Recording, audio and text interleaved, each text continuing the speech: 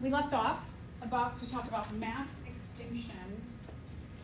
Extinction has always been a part of evolution. It's a natural thing that happens. I know, like if we hear the word extinction, we often think, oh, is it so terrible? In kind of the grand scheme of evolution, it's just normal. Because if the environment changes and nobody in the population is well adapted to that change, it can knock out the entire population. So a mass extinction is when something really, really, really big happens. And when that really, really, really big thing happens, the majority of species go extinct. I believe you're on page 14 of the packet.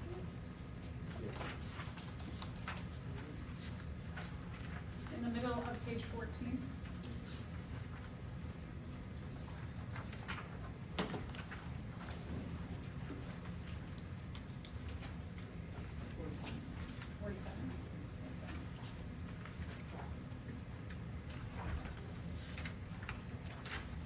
So one example of mass extinction is when the dinosaurs went extinct. There was a huge meteorite that hit Mexico on the Yucatan Peninsula, and it was so large that it stirred up a lot of dust. And that dust made this huge chain reaction for most species on Earth. The dust covers the atmosphere around the whole world. I know before, like when I was a kid, there was a volcanic eruption in the Philippines, and it did block out some of the sunlight on the entire planet.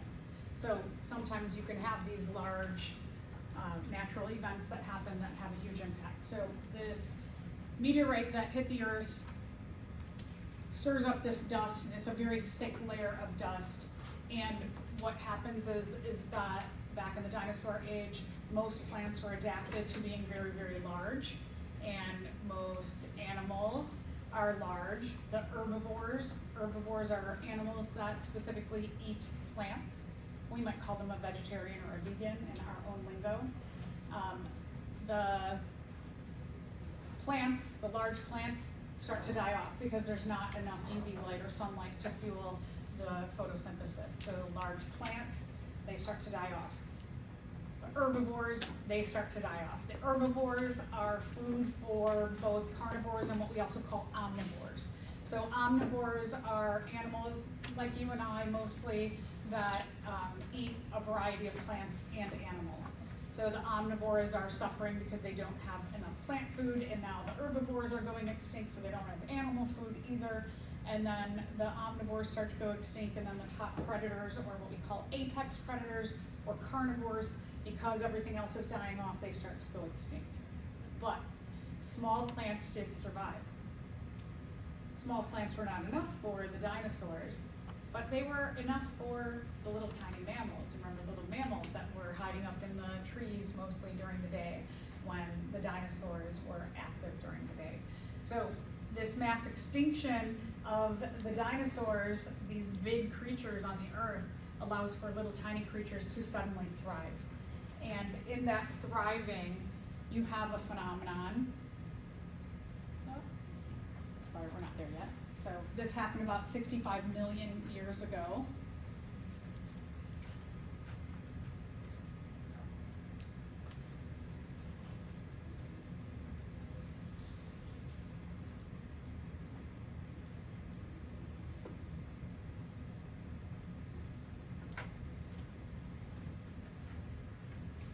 This was the last mass extinction. One of the things about mass extinctions is that they believe we're actually in our 6th mass extinction right now. Guess who's the cause of it? Yeah, us, humans.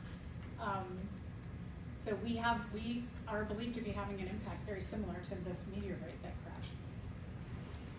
All right, so before we move on to the other kind of ideas that connect to these mass extinction ideas, which evolved first? Choose the correct order.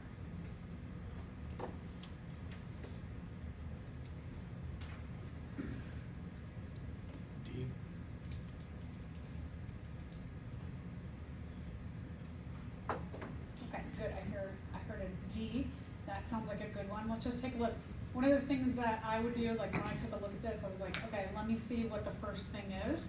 and we've got multicellular life, and then prokaryotic, prokaryotic, prokaryotic, prokaryotic. And I know that prokaryotic comes before multicellular life. Prokaryotic cells are unicellular organisms, so I can automatically get rid of A just like that. I'm like, ooh, okay, now I've narrowed it down to 4. And then I like to look at the second thing. Prokaryotic cells, multicellular life, oxygen accumulation, and eukaryotic cells. Out of those 4, which one do you think sounds the best? Yeah, oxygen had to come before you started to have eukaryotic cells or multicellular life. Also, maybe you could have narrowed it down to these 2 as better choices, right? Because after prokaryotic cells, the next cells were eukaryotic cells, so we could get rid of these 2 also. And if some of you were like, no, I know this came before that. So then you just basically have, all right, what's the order? That you have to remember that oxygen accumulation came from mutations in some prokaryotic cells, that they had organelles that were like chloroplasts to photosynthesize, which would cause oxygen accumulation. Oxygen accumulation allows for everything bigger than a prokaryotic cell to evolve. So just some things to remember. The other thing that sometimes messes students up is animals. Where did animals first evolve, on land or in water? Water, okay. So animals evolved in water before land plants. So sometimes students see this and they're like, no, this can't be it, so it's gotta be that or something else. But remember, we're talking about animals in water before animals colonize land. Animals don't colonize land till after land plants colonize land. So just another way to show that D is correct. All right, so climate change. When we're talking about this meteorite crash, that is the climate changing. It caused a big climate change event. Over time, the climate changing has caused mass extinctions.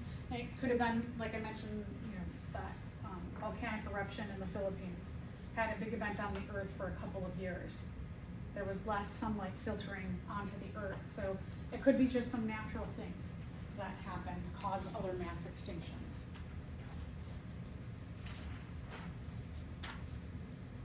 One of the other things that can have an effect on extinctions or on evolution, we've talked about this a little bit before, which is continental drift.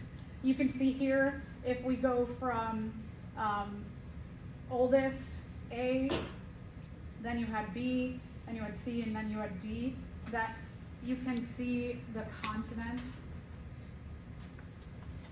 or the tectonic plates. They do move over time. We're talking about millions, billions of years here. And this is where we are today. So it'll be interesting to see that what happens to our continents as these little tiny, maybe millimeter to centimeter changes every year, what effect they have on the movement of our tectonic plates or our continents. And here I have a bigger, nicer picture. Okay, so based on mass extinction, you have a phenomenon that happens called adaptive radiation. Adaptive sounds like adaptation. We know that adaptation means that when there is a change in the environment, if you are adapted, it means you already have a bunch of mutations that allow you to survive that environmental change. So remember, again, adaptation and evolution is a little bit like counterintuitive maybe, that you don't change on the spot. You already have been adapted, that you have your traits that allow you to survive, and when the environment changes, if you have the traits that allow you to survive that environmental change, then you are adapted still. Radiation means to go out. If something radiates, like the sunlight radiates, the sun rays come down, they move around the earth. So adaptive radiation, what it means is that when there is some great environmental change, like a mass extinction, whoever is adapted to survive that major change, they are going to be able to move on out and to expand their ranges. The mammals, the last mass extinction, they could survive on little tiny plants that could grow, but the dinosaurs couldn't. And so when that chain effect of the larger animals, the dinosaurs, go extinct, then the little tiny mammals are like, woo, nobody's gonna try and eat us. And they could take advantage of the daytime now, as well as the nighttime. They could go into a lot of different environments and habitats that they couldn't go before. So the mammals start to really go crazy at the time of the extinction of the dinosaurs. We're going to focus, in terms of mammals, we're going to focus on the primates, and that is the group to which we as humans belong. So early primate ancestors were around the time of the dinosaurs. Remember, again, they were very, very small. They stayed out of the way. They probably just like hid in trees amongst the leaves. Came out at night when it was safer, when the dinosaurs were tired and resting.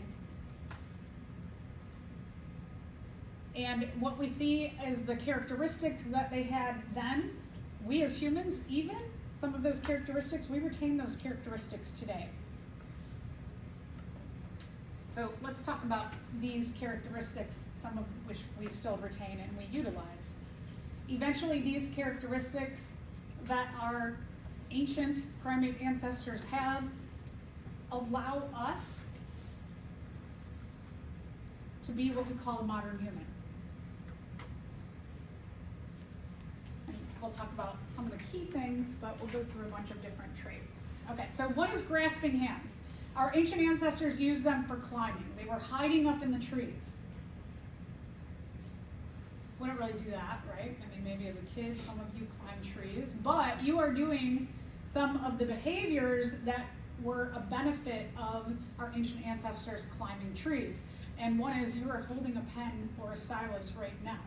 And so just climbing and the ability to use your phalanges and your metacarpals well with controlled actions allows us to do things like write and sew. This is enormously important. The ability to grasp items allows us to become eventually modern day humans, because tool use is super significant to our adaptive radiation or our evolution, because we can do things like write notes. We could write a note on the cave like, I'm going out to hunt for the next 2 days, don't worry, I'll be back. I'm going, I might say what direction they were going in. We could leave each other notes. We could sew clothing. In sewing clothing, we could go from really hot climates into, like moderate climates, even colder climates. We could make fires. We could put the logs together, right? And we could use 2 rocks to make a flint, and we could light a fire.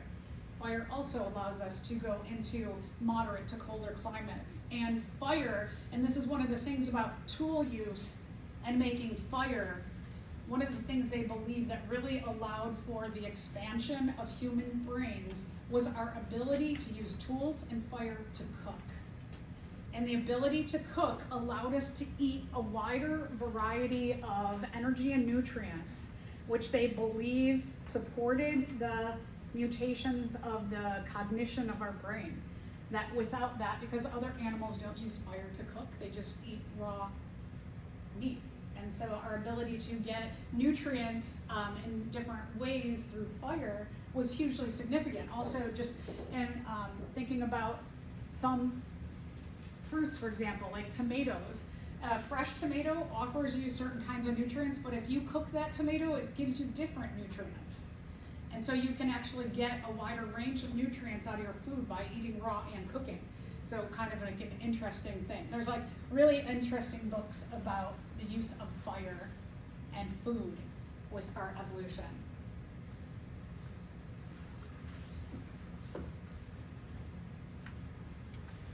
The other thing is that grasp, not just precision to do things precisely, but also to be able to grasp things like a rock and hit an animal, or to pick up logs, or to throw a spear at something.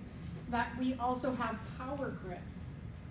Power grip allows us to get a wider range of food, to, again, tool use, but it also allows us to start to build houses that we can like hammer things into the ground, and we can build houses with our new warm clothing and our fire and our range of food. So just the ability of the better use of our hands in comparison to other animals and even other primates is an enormous adaptation and advantage for us. So interesting to think just one little part of your body has such an implicit impact on the rest of your life. We also had binocular vision.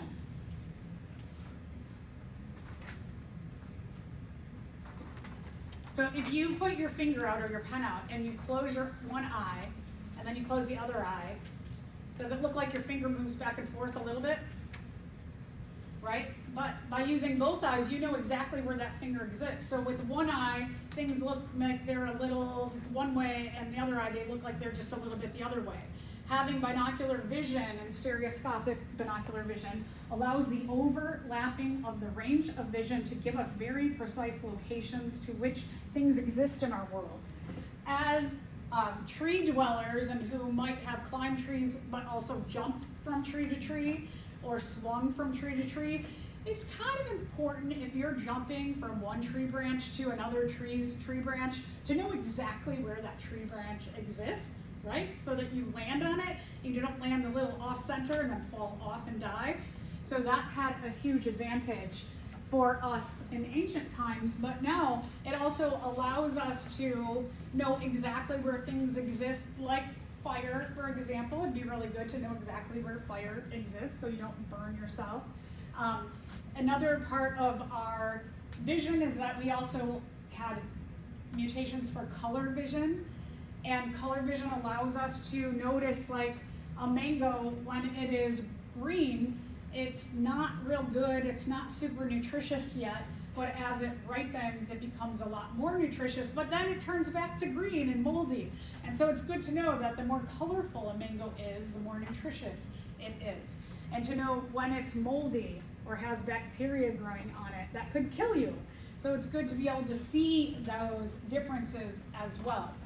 Also to be able to tell the difference between poisonous flowers or poisonous mushrooms. We start to write notes about like, this one and this one look very similar, but this one has this little characteristic, don't eat that one. So this all, our advancements in vision really helps us. Again, a lot of it has to do with food.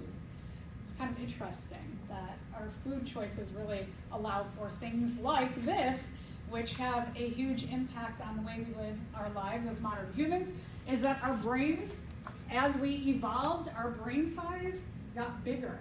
We had mutations for a larger brain, which supported a lot of the things that I said before. Also, our critical and analytical thinking skills advance, and also our ability to live and have culture and to learn how to relate with other humans and work together. Kind of like the ideas of when colonial living evolved, that as living in organisms in a colony, you could start to divvy up the jobs. And you could also do things like have relationships. That one of the things that's really hard on modern day humans, now we're kind of with the advancements in our technology, we're going a little backward on our cultural meaningfulness and what it means to be a human, is that we need to have interaction with actual humans in person. There's a lot of research and evidence that shows that even if you're talking FaceTime to someone every day, that it is important to see them in person, that it has a greater impact on us. But we're with our phones, and sometimes there might be days where people don't even talk to another person, even if it's FaceTime or it's some kind of other video means. Is texting, typing things, that doesn't have the same effect as human contact. So it is important that, also remember for yourself that if you're ever feeling kind of down, reach out to your favorite people and be like, hey, I would like to see you. It's a really great way to lift up yourself. And so, like I mentioned, those social interactions are so important to us as we have evolved this greater brain adaptation.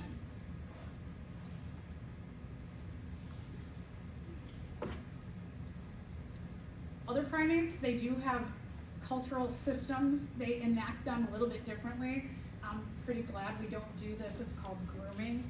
And what grooming means is that in a lot of the other primate groups, in order to establish relationships between like maybe who's in charge of the group, or between parent and offspring, or offspring and offspring, or like friends between others, is that they will go up to each other and they'll pick through their fur and find parasites and dead skin cells and bugs, and they'll go and they'll eat what they find in their fur.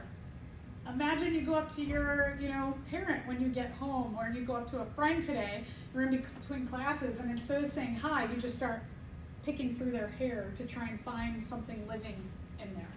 That's called grooming. So thankfully we've moved on from that. Our foramen magnum position, we have mutations that this is another key thing for our ability to move around the earth and colonize other areas. If you remember the position of the foramen magnum,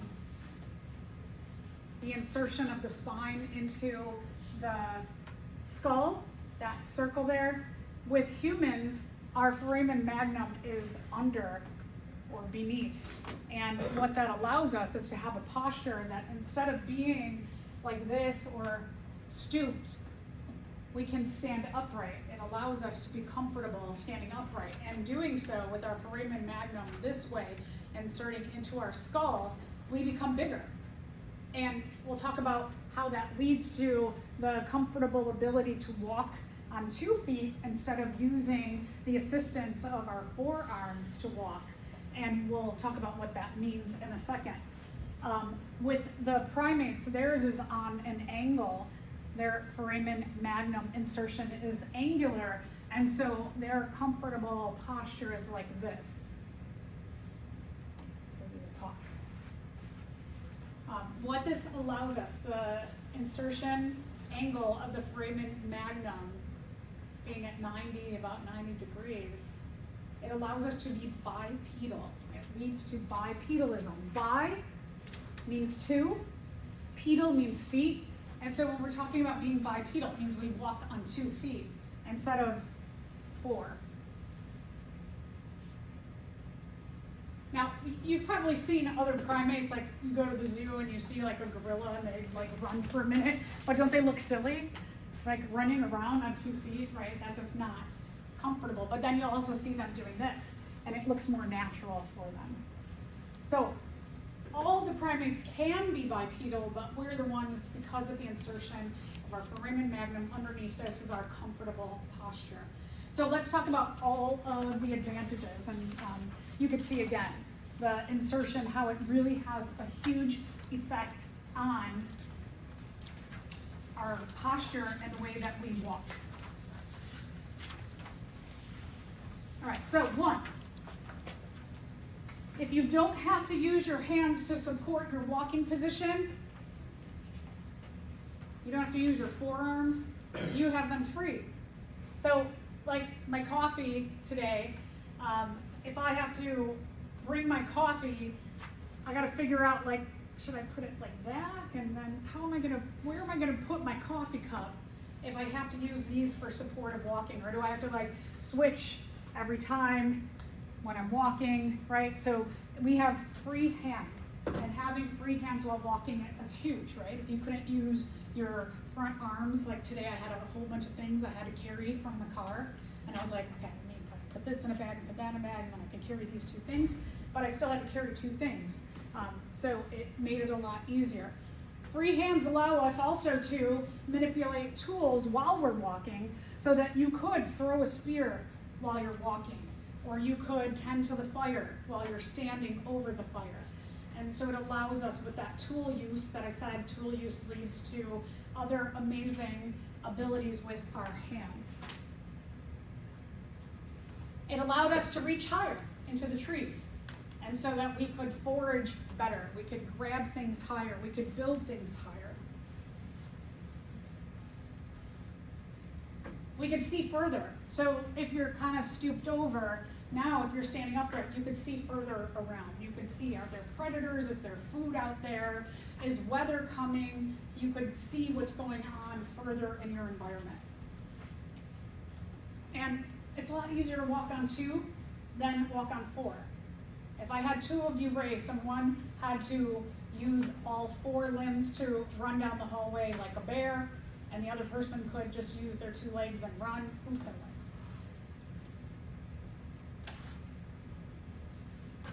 And then this is a common thing that other animals will do that walk on 4s, is that if danger is coming, they will stand up and they will put their arms up. And so now we just, like being upright in general, we look bigger, but then we can go like this, and then we look really, really big, right? Bears do that. Bears get scared, and they go. And then you're like, whoa, that thing is really big. Okay, we gotta get out of here. So we look a lot bigger in size now. We can make ourselves look bigger. So those are all good reasons that benefited us from just that little mutation from this to this, right? These little key mutations that happen by chance that allow humans to really start to completely separate themselves into more intelligent organisms than their primate ancestors. We also have culture. And so, as I mentioned before, having a social system allows you to free up a lot of time, because then you could start to have different jobs in society. You don't have to do everything. Imagine you had to do every single task in society by yourself. That would be really time consuming. You might be so exhausted that it would impinge on your ability to survive, just like getting attacked, or you didn't seal up your house well enough because you didn't have time that day, you didn't cook the food. You have a lot of things that you might have to do. And so our culture also allows us to talk to each other and get ideas from each other, that you don't have to come up with all the great ideas. You can, just like what the philosophers did, was the philosophers would get around with a lot of other intelligent people and they would talk about ideas. And then those ideas, someone gives you a little tiny, they say one little tiny thing, and then you get 20 more ideas from that. Or gives you this really big, amazing idea, that the ability to communicate also lifts us into this like greater mode of thinking about how we see the world around us and how we use the world around us. Oh, and one other thing too, living in groups, then you have easier choice of mates. So that when you live in a big group, here's the thing, is that you can look at mates for what can they bring my offspring? What can they bring me? How much protection can I get? Are they good at hunting? Are they good at building a house? Good at fire use? Are they good at all these things? Because one, that's a benefit for me as my mate, but then also those traits get passed on to my offspring. So you have a lot more choices when you live in a society or live culturally. All right, so what's this skull? An ape or a human? Ape. Okay, good. I don't know any humans that look like that. And then, oh, isn't there one that says, how do you know? Yeah, you know this because, don't hit that question. How do you know this? Yeah, all of those things, right? It's got a snout, it's got bigger teeth, a bigger jaw, smaller brain, has a brow ridge. All of those things are characteristics, and these are things you are reflecting on in lab today. You are reflecting on all of those things I just said. It is a big question in your lab today. So you want to make sure that you can reflect on the big differences between this, this, this, this, this. Those 5 things are a big question in the lab. All right, so how did humans evolve? The oldest humans are from Africa. That's what we know so far, based on fossil records. We think that the humans had a common ancestor with the apes around 5 to 8 million years ago. So again, we are not monkeys, we are not apes. We did have common ancestors with them. We did a divergent evolution from them. So we are not the same groups, even though we have ancestors of a similar kind. About 6 million years ago, we had an ancestor called Sahelanthropus. Sahelanthropus it was a lot shorter. They were a lot shorter. They had less proportionality to their body. So like the gorilla you saw in that picture,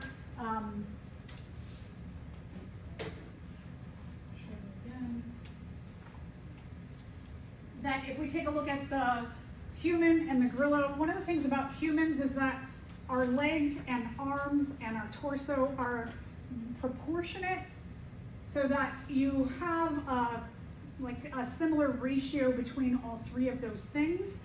Whereas with gorillas, it's not as proportionate. They have a really long torso. They have really long forearms and shorter back legs.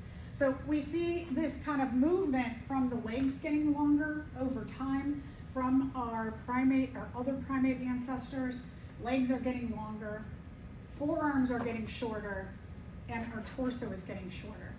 We also see, going back, the skull size.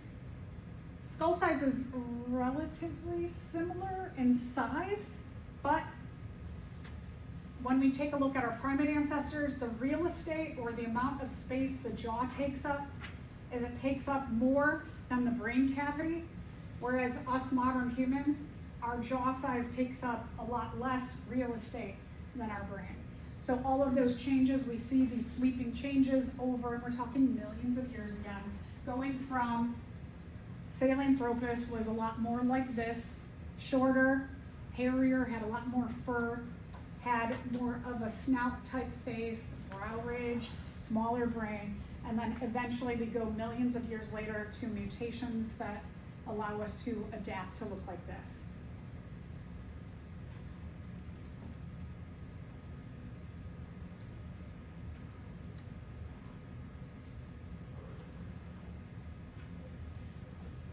And then about 4 to 6 million years ago, we have Ardipithecus.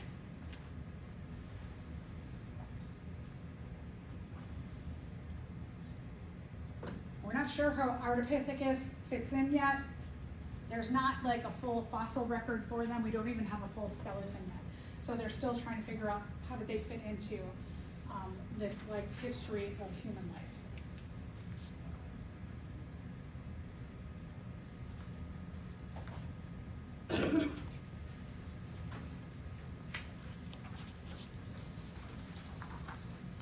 So then, at about this time also, we have the evolution of our most ancient ancestors where they started to walk completely upright.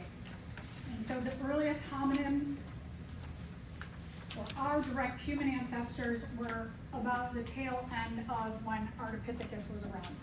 So about 4 million years ago. Look at what we looked like.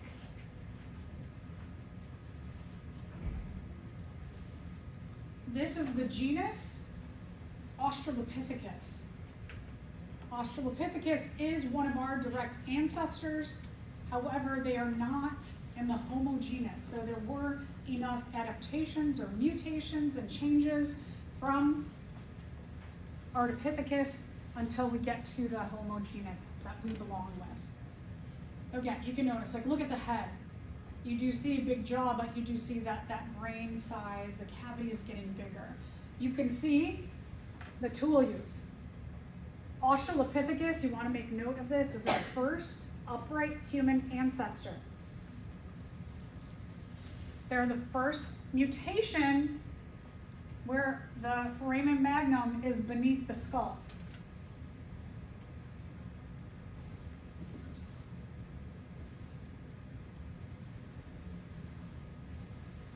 Looks kind of big in the picture, but they're actually like a lot smaller than us.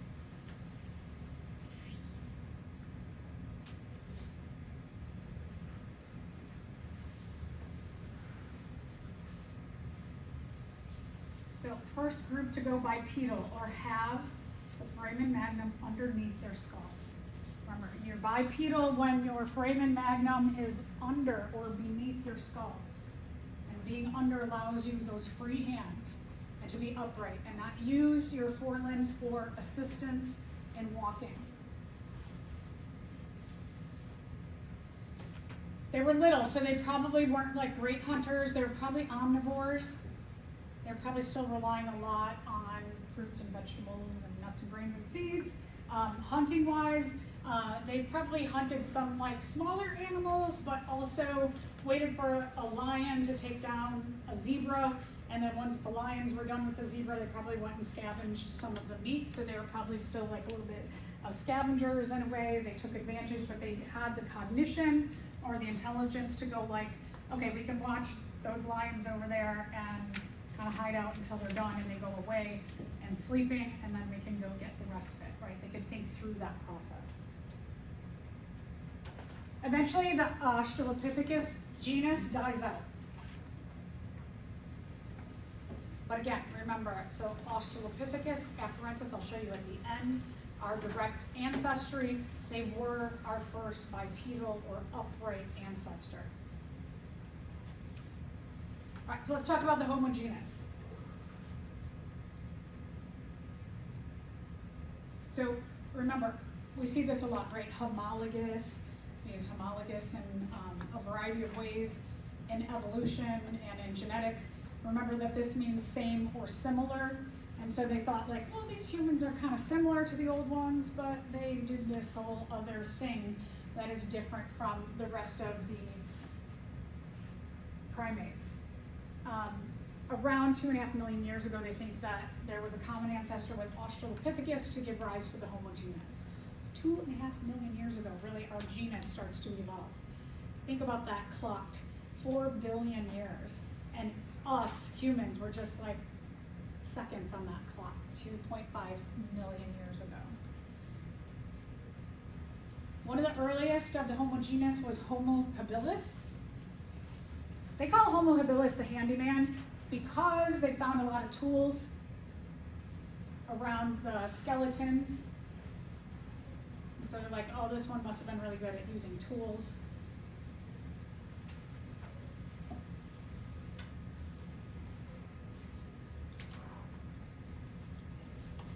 Okay, one little just mention, and we're going to come back to this actually in our next lecture. I don't think we'll get to it today, but just to note. All right, see how I write the scientific name is in italics here? The genus name is in italics. Australopithecus afarensis is in italics. So those are scientific names. When you see them typed, just a couple of things to note, and especially like you might see in your lab or in the specimens, so once I use the genus Homo for the first time, I can then abbreviate it into H period. So like once I say Homo habilis, I can write it next time as like if you're writing a paper or in your lab, the first time you write it out, and then the second time you can put H period habilis. And so that you know that you've already noted it earlier on.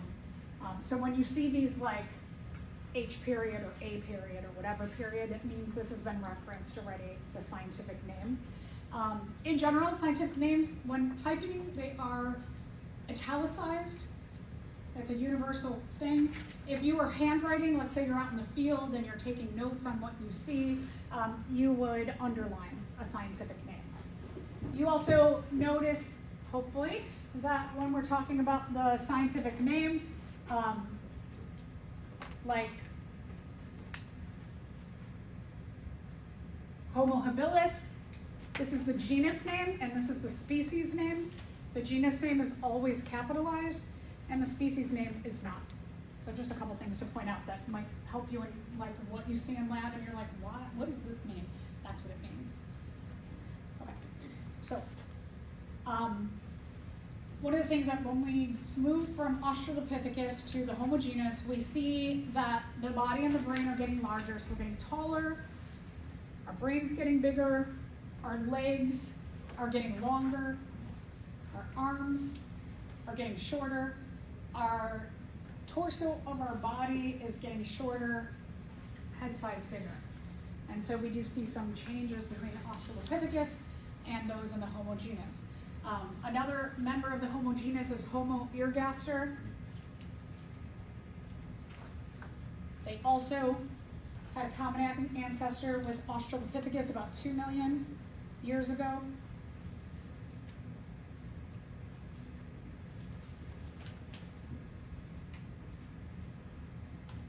And they think that Homo ergaster was a link between us, we'll talk about Homo heidelbergensis in a second, and Homo erectus. Homo erectus was known as the fire user. They did find a lot of use of fire. They were the first group they believed to move out of Africa, which makes sense, right? Warm in Africa. And then you can move out using fire to other areas where you can light the fire at night and keep your environment warm. And then Homo ergaster also gives rise to Homo heidelbergensis. This is one of our direct ancestors. Homo heidelbergensis also gives rise to another group, the Neanderthals, Homo neanderthalensis.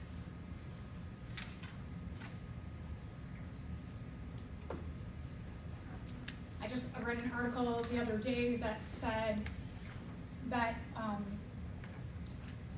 at first they weren't really sure why the Neanderthals went extinct, and this article said that it was great because it referenced things that you're learning about in class. Like it said that they likely experienced a form of genetic divergence called the bottleneck. And so remember, when the bottleneck happens is that there's some major thing that happens to a population, and the like half or a big chunk of the different traits are knocked out based on that change. And so they think that they got really, really small in numbers, and they got very genetically similar. That puts you at danger of another environmental change coming and wiping the rest of you out. There's a lot of speculation about the Neanderthals. They really believe that we are a hybrid organism of Neanderthal and Homo sapien, that we do have, there are people, and it's, if any of you have done those genetic tests, you can, and some of them, they'll say what % of your DNA is Neanderthal DNA. There's a lot of interesting things about like benefits and downfalls of having Neanderthal DNA. One example was that they believe people who had more Neanderthal, Neanderthal DNA are more susceptible to COVID and the bad effects of COVID. There's a lot of other things. They believe that ADHD may have come from our Neanderthal ancestors. So they're learning a lot more by looking at the strands of DNA and comparing like your Neanderthal DNA, your Homo sapien DNA, and seeing like your traits that match different things that we know about traits in modern humans. So kind of interesting.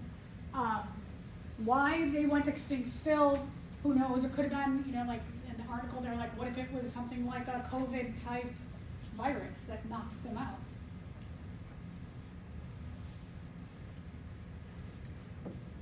It is believed that we could interbreed with them so that we do have DNA from the Neanderthals, but then eventually you have isolation happens and you have genetic divergence so that we do become different species. And so a long time, not really like a long time ago, but maybe like 20, 30 years ago, they thought that the Homo sapiens and the Homo neanderthalensis were one species, and we were what we call a subspecies of the same species, kind of like dog breeds.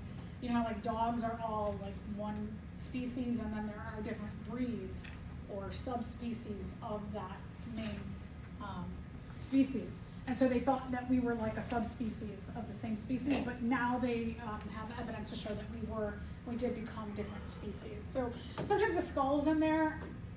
I don't know if somebody corrects it every semester, but I always like, it'll say Homo sapien sapien, and Homo sapien neanderthalensis, and I cross off the middle sapien because that's when those skulls were made, when they thought they were the same species. But so we are either Homo sapiens or Homo neanderthalensis.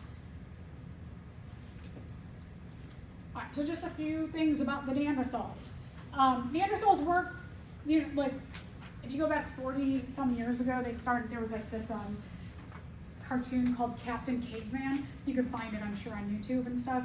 And Captain Caveman was just like this like lovable, big-headed Neanderthal. And he was kind of dumb. So it's kind of a silly cartoon. But there were a lot of perceptions that Neanderthals were like this dumb species, but they actually had bigger heads than humans, than Homo sapien humans. So that kind of indicates, like, if you have a bigger head, you probably have a bigger brain. We know that brain size gives us an advantage over time intellectually. They had a lot of mutations for like projections on their head, that they had like these, sometimes like a ridge, almost like a mohawk bone on the Neanderthal, some of them. So they just had an appearance of maybe being like a big dumb person, but probably not. They also found a lot of things that show that they had cultural systems just like us. They mixed with Homo sapiens in some areas of the world, mostly like European area, and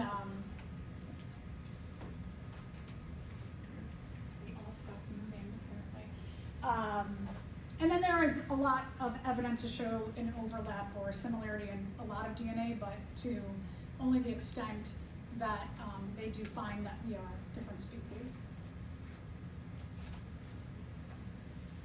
So this caveman thing, they did find them living in a lot of caves in that area of Germany. Gave kind of liberty to creative people to say, like, they're dumb, they live in caves. But I don't know, cave seems like a good, strong structure to live in, so I don't know. Okay, last few things about humans. All right, so general trend in the Homo genus, going from our Australopithecus ancestors, that common ancestor that splits us from Australopithecus to our own genus, is body size gets bigger. We just get bigger in size. Our brain size gets bigger.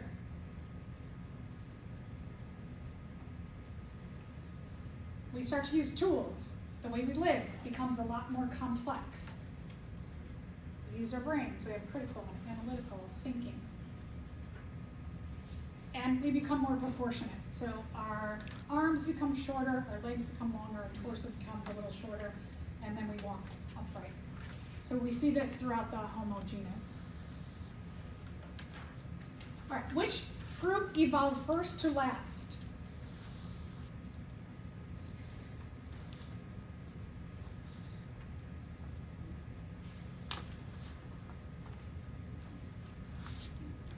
Which one? Okay, good. So this is, again, I don't want you all to know dates, but I do want you to know order. So I've given you like 2 questions now, or 3, maybe 3 questions when we went through the history of life of like order things happened in. These are very similar to what you will see on the exam. The other thing you may see on the exam, don't pack up yet, turn to that back page, is you may see something like this. The most important thing that you're looking at, I can't write on the board, but I'll write on that, is this. You might want to circle Australopithecus to Homo ergaster to Homo heidelbergensis to Homo sapien. So you want to trace our direct lineage. Australopithecus afarensis to Homo ergaster to Homo heidelbergensis to Homo sapien. You definitely want to know our pattern.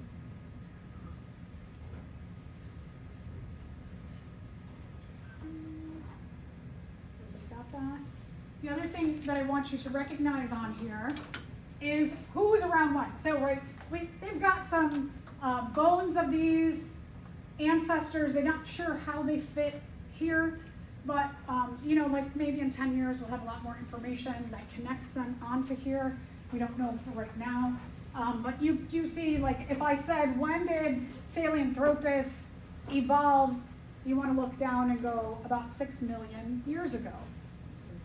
Or how about Ardipithecus remidus around, I would probably say like 5 million years ago. So just being able to draw down and know that Australopithecus is about 3.5 million years ago. If I said who was what species was around at the same time as humans, as Homo sapiens? What species are around? So we want to go down. Homo sapiens, okay, the Neanderthals, maybe this Homo florensis. So those three were likely around at the same time. So just be able to like look here and go, Homo heidelbergensis and erectus were around at the same time. Homo ergaster and Homo erectus are around at the same time. Probably all three of these, right, around at the same time. So just be able to recognize and read